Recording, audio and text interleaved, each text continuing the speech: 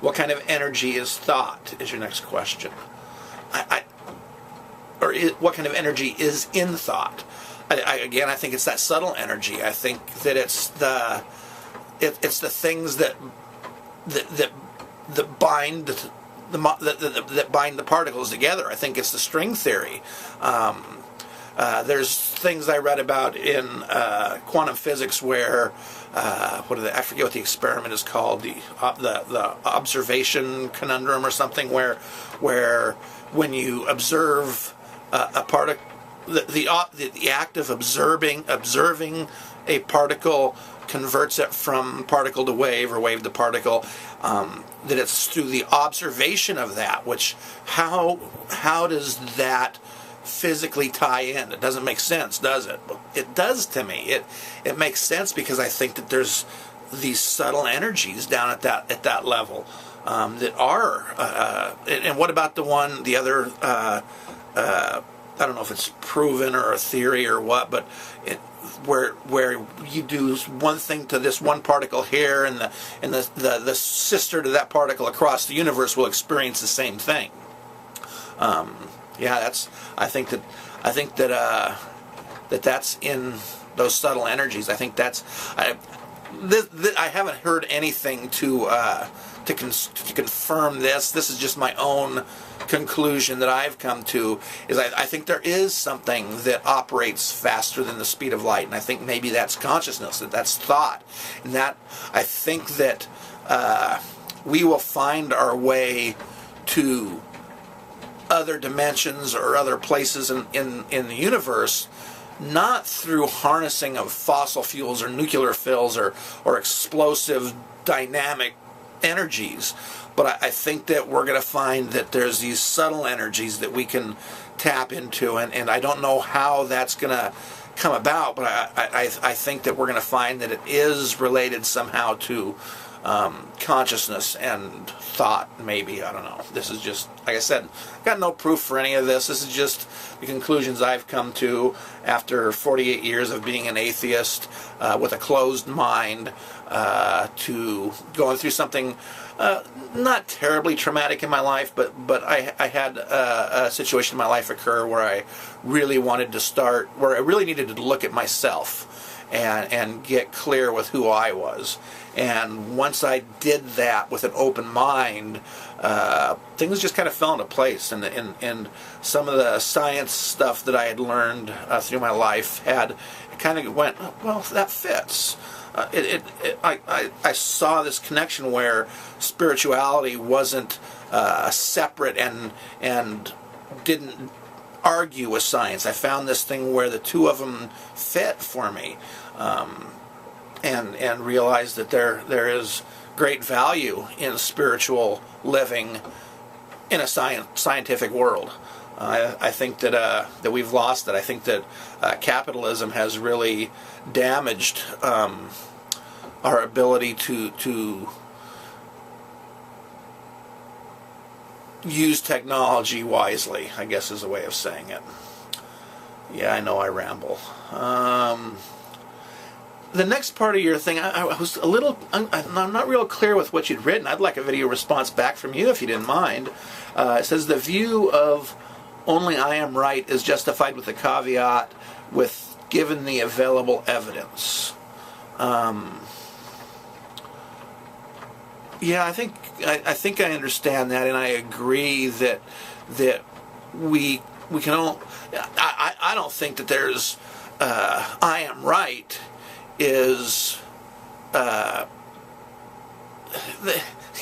It's funny because my girlfriend and I struggle with this thing because, yeah, 2 + 2 is 4. I am right, no question about it. Don't argue with me on that because it is. And I know that science can be that way. It's the nature of the nature of the beast. It's how things are proven, and I value that opinion and attitude. But there are some things where there is no definable right or wrong. And I think spirituality is like that. And again, I think that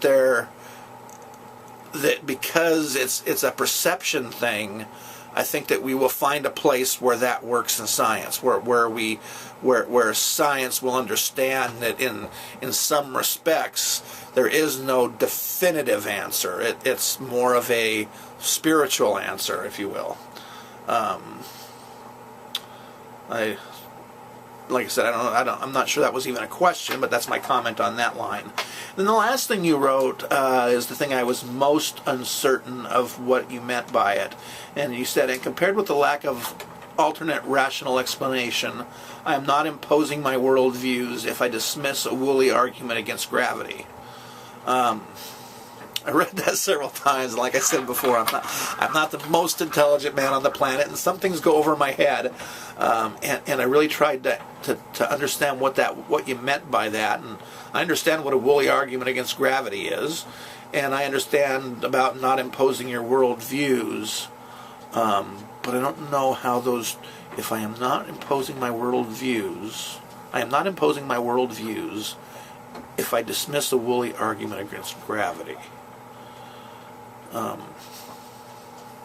Yeah, okay. I'm not trying to impose my worldviews. I'm just trying to express my worldviews.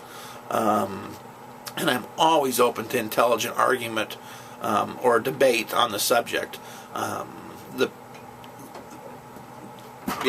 open to intelligent debate on the subject. But it's difficult to debate with people sometimes when they are so. I guess it goes back to your previous statement about their being so certain as to their rightness, and I have trouble with that because I'm not certain about my rightness. I could not tell you with a straight face that I know for sure, without a doubt, that what I'm telling you is truth. It makes me more peaceful to think these things. That I believe these things to be true. It gives me hope for my future. My future next. What happens next? I kind of believe in I do believe in reincarnation, and it's nice to have that security, that feeling that I don't need to worry about it. I don't need to worry. I've been unemployed for 2 years.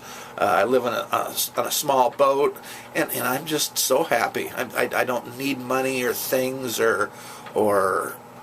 and all of this has come from a spiritual awakening. I'm not over the top. I'm not I'm just not some over the top kind of everything's all peace and roses, but I also don't experience much sorrow anymore. I'm just very level and very content, and the closer I get to nature, the happier I get. Sometimes I feel like I have too much even yet, and I would like to get down to smaller amounts of possessions. I don't need things. I don't even want things. I just want to exist and enjoy the beauty around me. So anyway, I hope that helped, and like I said, if you feel up to it, please shoot me back a video response. Thanks. Peace.